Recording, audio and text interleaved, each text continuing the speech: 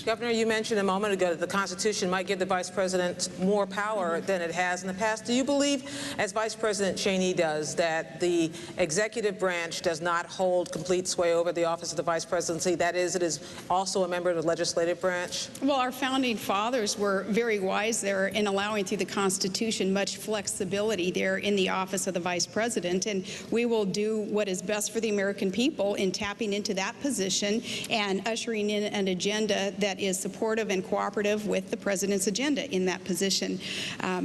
Yeah, so I do agree with him that we have a lot of flexibility in there, and we'll do what we have to do to administer very appropriately the plans that are needed for this nation. And it is my executive experience that is partly to be attributed to my pick as VP with McCain, not only as a governor, but earlier on as a mayor, as an oil and gas regulator, as a business owner.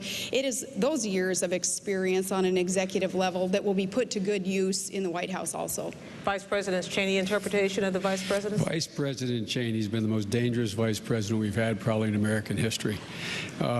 He has the idea he doesn't realize that Article 1 of the Constitution defines the role of the Vice President of the United States. That's the executive branch. He works in the executive branch. He should understand that. Everyone should understand that.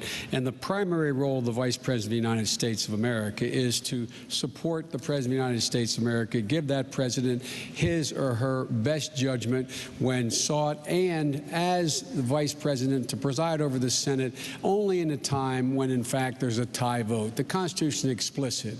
The only authority the Vice President has from a legislative standpoint is to vote. Only when there is a tie vote. He has no authority relative to the Congress. The idea he's part of the legislative branch is a bizarre notion invented by Cheney to aggrandize the power of a unitary executive, and look where it's gotten us. It has been very dangerous.